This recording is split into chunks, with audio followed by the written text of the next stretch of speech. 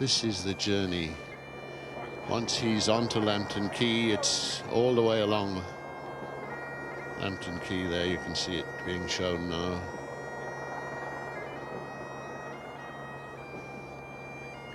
Then he turns and goes up Willis Street, Mercer Street, past the Civic Centre, through the commercial heart of the city in Cuba Street, Nana Street, then the long and almost final haul, if we can call it that, all the way up Taranaki Street until he turns left into Buckle Street to the National Memorial, where the beautiful tomb lies waiting. And it's by no means a business as usual day here in Wellington. I know that the shops all along Lambton Quay and the other commercial areas through which this entourage will pass have all come to an arrangement that there'll be no music played, there'll be none of the normal sounds of business. And we're expecting those streets to be lined with people who can also come to pay their last respects. But he'll be moving through a relatively silent Wellington this afternoon. Except, Alison, for that sound. Couldn't be without that sound, could it? And that will follow him all the way. The slow drum beat.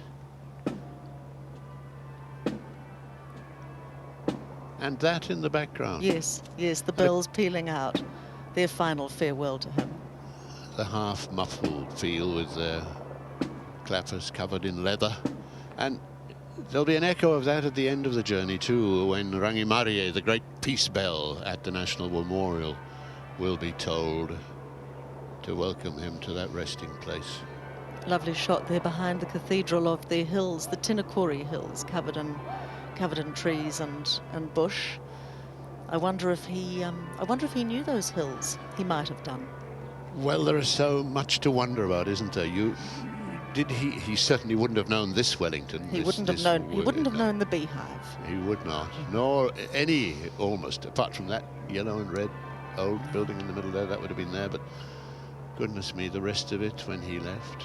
And I suppose we're not there yet, but once we get to Lambton Quay, he may well have marched along there with his contingent, his regiment, his unit, whatever it was. That's very possible, yeah. Because no matter where he came from in New Zealand, and that we'll never know, numbers of them did do that march along Lambton Quay before they boarded their ships. So he may well have walked in these streets that he's making his very final journey along. I couldn't help but think of that, Alison, when the Prime Minister was speaking in a very moving testimony, I think, and underlining that there is hardly a family in this land which does not have a connection, a very strong one, with someone who served and many who've died. But what she didn't say, and nor would she, of course, was that in her grandfather's generation, a very great sacrifice was made by many members of her family. Of the Prime Minister's grandfather's generation, 11 of them went to World War I. And 4 of her great-uncles were killed in that war. Queen's Wharf, ready to fire the salute.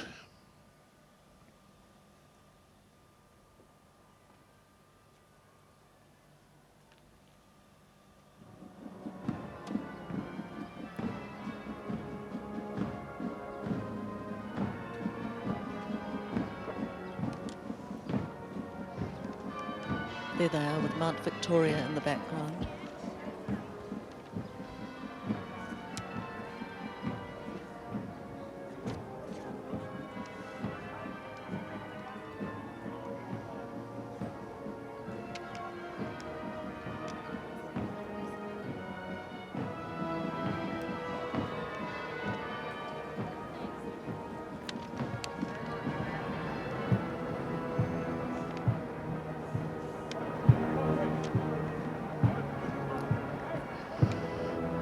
It was the central band of the Royal New Zealand Air Force that played in the cathedral, and Now the New Zealand Army Band has taken over, leading the slow march through the city. And as they pass near to Queen's Wharf, so we'll hear the 19-gun salute fired from the battery here.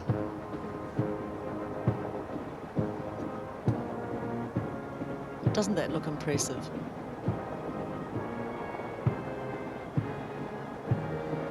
It's interesting. I think we can be justly proud of ourselves when it comes to military ceremonials. I was unaware until I went to France that we're very good at it, comparatively speaking. And the French commented on this. They said they've seen many ceremonials, but they thought until they saw the New Zealanders at work that the Scots were the best at it.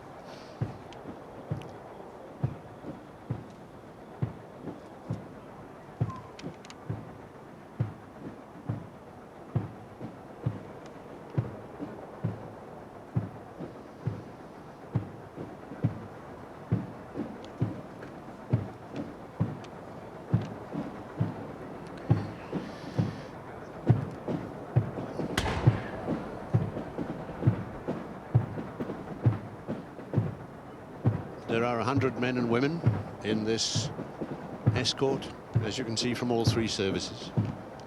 Navy leading the way. They've got a long walk ahead of them.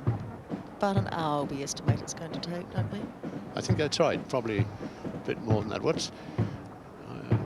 I was hearing the other day from Warrant Officer Marty Bidwar that it's 65 paces to the minute for a slow march. Escort! No, it can't be a minute. Sometimes harder to walk slowly in a Indeed. consistent manner than to walk fast, I think. And I know that the discipline involved in this is not to be sniffed at.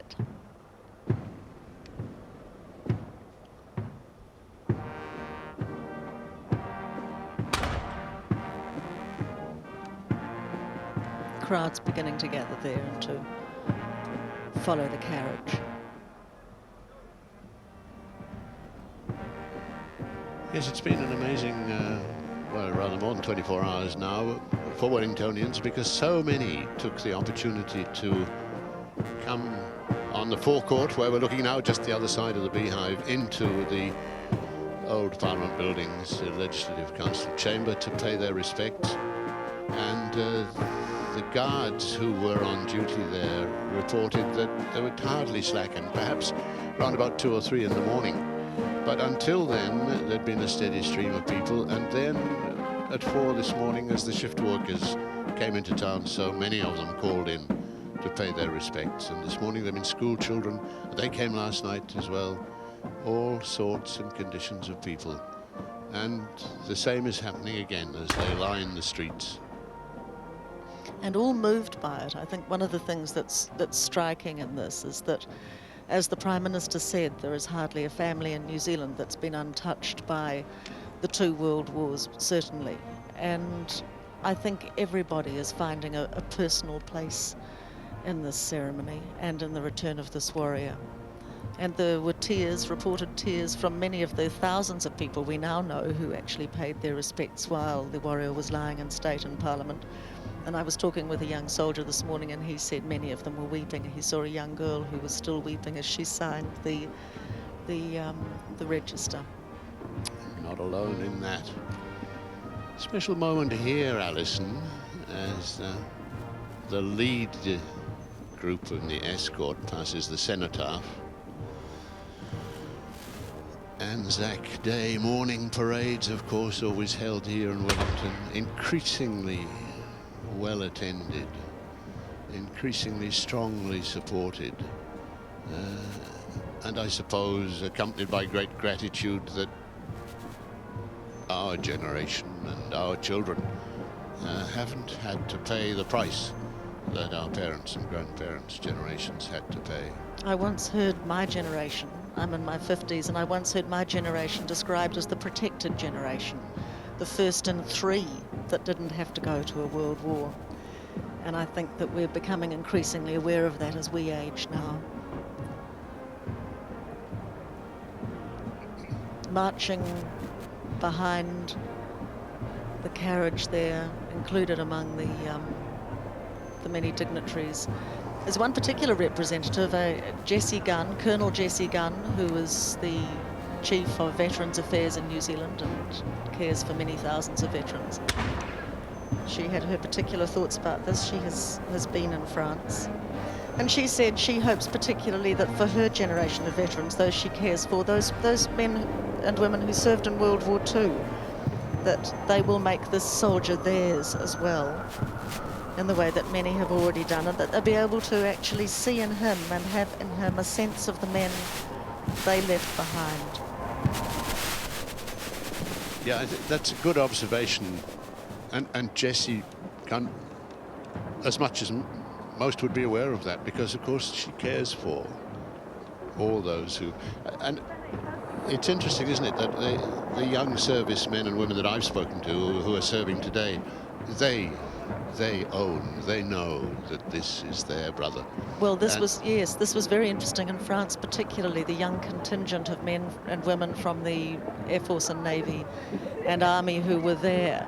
Weren't there just on their own job of work. They were there with their personal attachments as well, and many of them, as we went around the different cemeteries, were looking for names on the memorials. They were looking for names of their grandfathers, great-grandfathers, uncles, great-uncles, people who were from their own families. So I don't think anybody is unaffected, unconnected with this warrior. And as has been said before, the hope is that everybody will actually make a connection with him that has something to do with their family and their past and their heritage. He belongs to all of us, collectively, but also personally. Yes, that's right. And because we are a small nation, it's easily made, that connection. I must say I've been very aware, Alison, because over the last year I've had the good fortune to be able to visit the grave of a family member, a great uncle of my wife's, who lies in France, and also to go to Gallipoli. But I suppose in 10 years' time I might not be able to do that.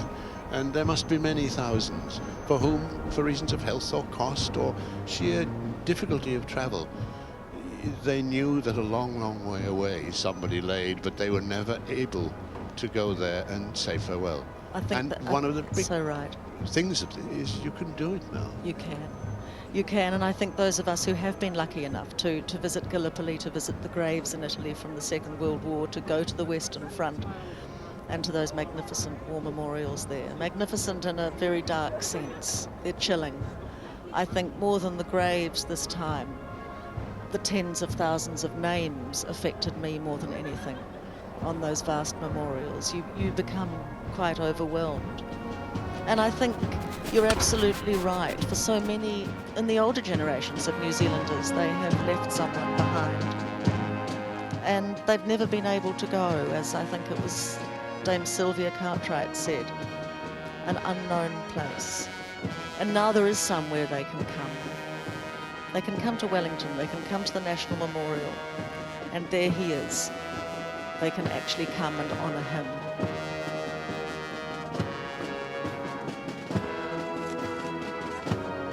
I think we all have a sense, Alison, of being greatly privileged to be here while this is done and to be part of it.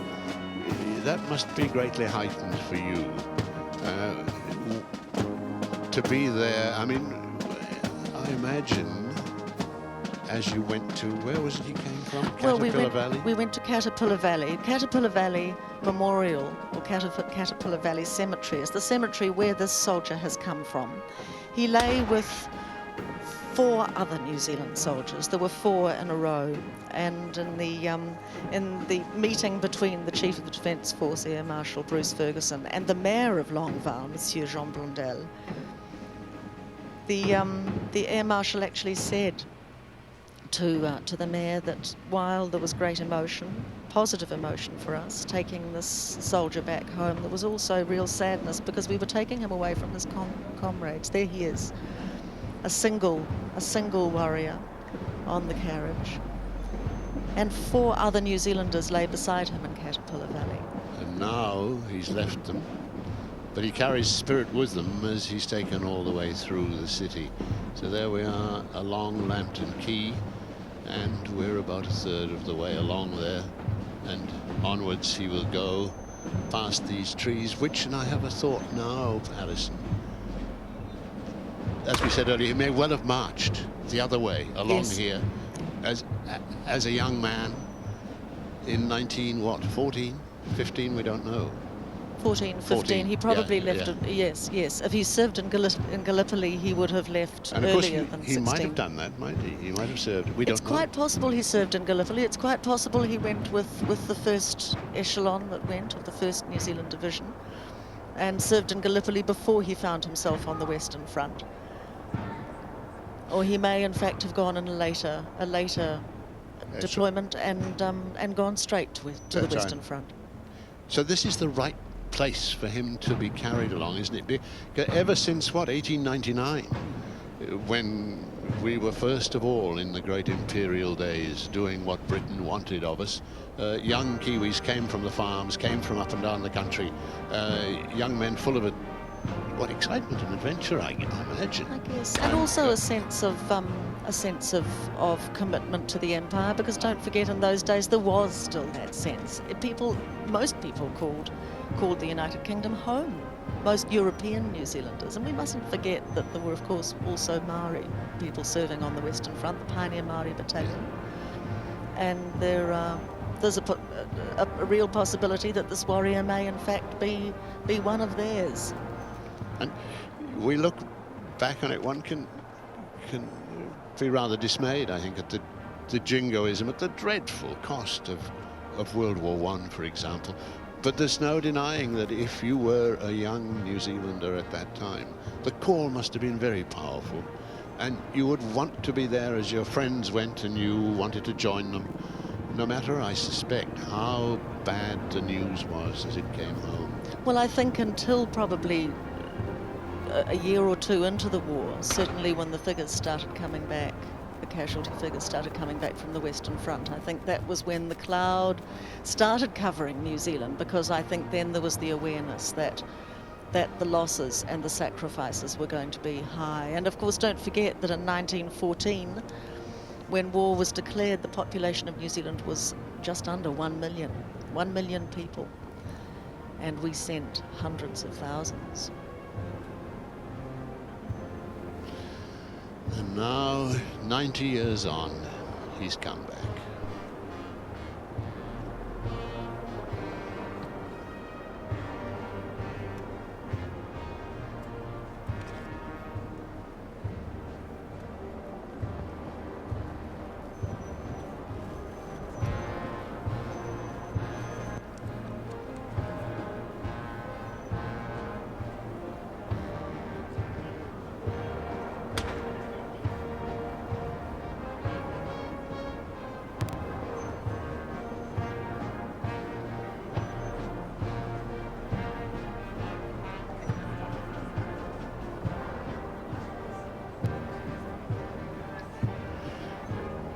And New Zealand Army Band still there, taking, I would hate to say which was the more difficult task musically, but certainly this one hugely demanding, under their Director of Music, Captain Leanne Smith, the first woman to be Director of Music for one of the armed services.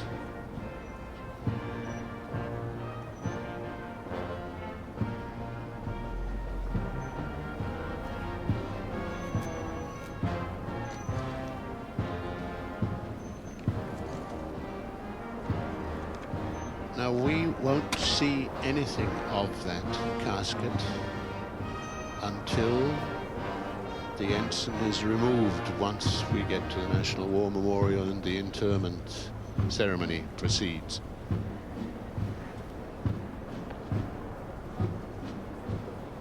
Wow, what were you saying, Alison? Isn't that smart?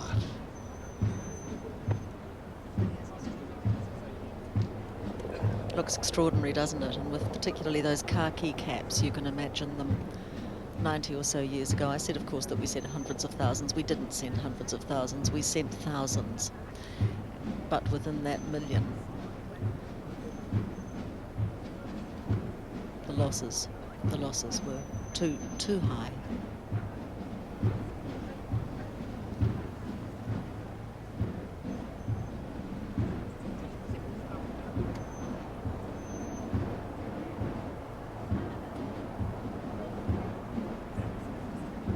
It's interesting, you talked before about the bringing the spirit home, and also about not seeing the casket. Inside the casket, I think I mentioned at the very beginning of the broadcast, the copper box which the warrior is lying in. And when the Chief of the Defence Forces, Air Marshal Bruce Ferguson, spoke to the casket, to that little copper box, before it was actually put inside the coffin and then the casket in which we can see it now, he made a very moving address to the soldier. He just addressed him as soldier, which I understand he does now, today, when he's speaking to his people. And he said, "Soldier, we have one last thing to ask of you. We ask that when we take you home to New Zealand, you bring with you the spirits of all the men and women who have died in war and who have not come home." And there he is. That's hugely moving, isn't it? I mean, and also that Air Marshal Ferguson, who's marching alongside him now as one of the military honorary pallbearers, the leader of them, is sort of shoulder to shoulder with him all the way to the tomb.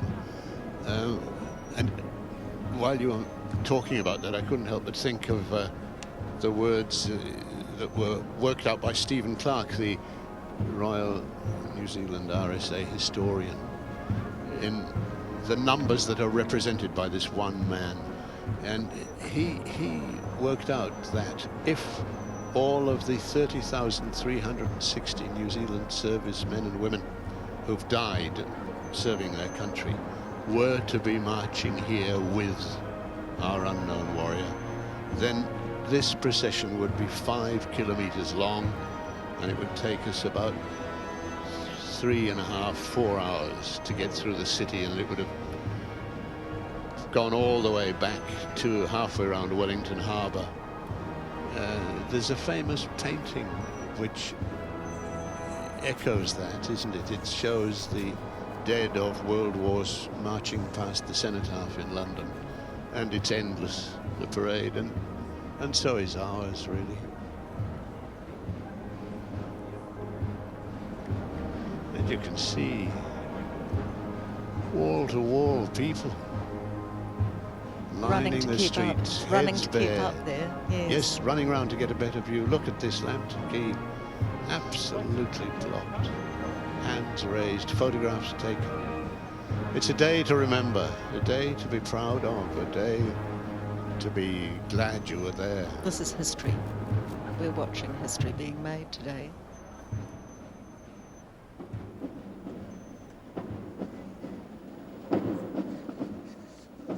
There's Air Marshal Ferguson, second from the right there in the Air Force blue at the back. A remarkable man, chief of all our defence forces, I said, and also a man who himself has been deeply moved throughout this process of bringing the warrior home. Everyone who was in France at some point wept, and the chief of the Defence Force was among them. Not a surprise. Not a surprise. And alongside him, alongside the casket, I mean, the Chief of Navy, Rear Admiral David Ledson, Air Vice Marshal John Hamilton, the Chief of Air Force, Commodore J.R. Steer of the Royal New Zealand Navy, the Chief of Army, Major General Jerry Mataparai, Brigadier Foot of New Zealand Army. And they flank the warrant officers, Warrant Officer Harema, Warrant Officer Leeming of the Royal New Zealand Navy, Warrant Officer Wilson and McLean of the Army, and Warrant Officers Marathi and True of the Air Force, who are the bearers who still have work to do and have done it so well under the direction of their commander, Lieutenant Commander Stokes, the Royal New Zealand Navy.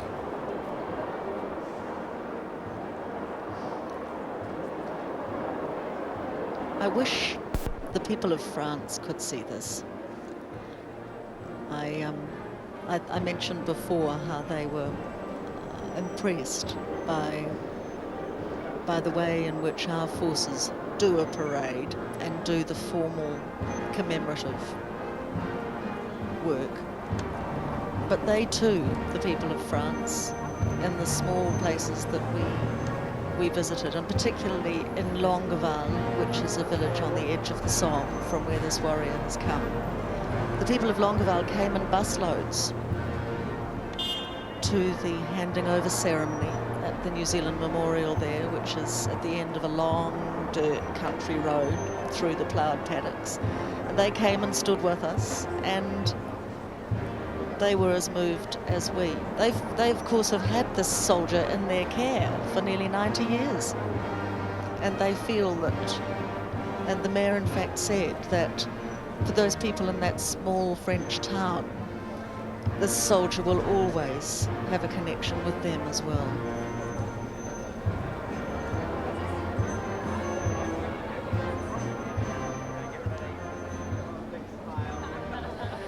Well, so are the high rises of Wellington that we almost lost them then as the helicopter tried to get a look down through the canyons that Lambton Quay and that area has become.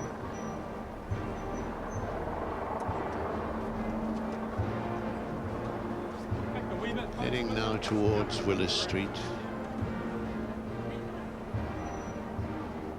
You know, the world, the New Zealand he's returned to is so different, Ian, isn't it? He wouldn't recognise it. Yeah. But we were making the observation that when he and his comrades left 1914 or 15 then, many of them would never have seen an aeroplane. Well, in fact, when we left France, someone turned around in the seat in front of me and said with a look of not completely mock horror, "Oh, he's never flown before. Yes. This is his first flight." Yes. Because for them, of course, it was a very long sea voyage, and what they went around Australia, met up with the Australian contingents, and then I gather that the early ones were headed straight for Europe, but were in fact diverted to Egypt and yes. then Gallipoli. That's right. That's right. He wouldn't really know where he was going when he Well, said they it, didn't. except no. When they left New Zealand, they didn't know exactly where they were going. And of course, they had absolutely no idea what they were going to. No one really did.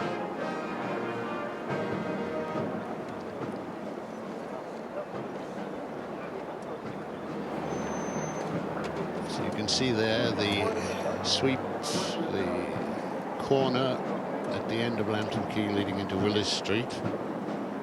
And so I suppose we're almost halfway, Alison, would you say? Still got Taranaki Street to go. That's I'd true. say maybe a third. Maybe a third. A good third. So here along Lambton Quay, as near as we get to the waterfront. Yeah. That's about where we are now, ready to move into Willis Street. Takes us through the civic centre area of town as we go through Mercer Street and make our way then Cuba Street and onwards towards the National War Memorial. One of the lovely things that's happened is that the City Council has put up all along where the procession will travel the poppies that we normally see on Anzac Day.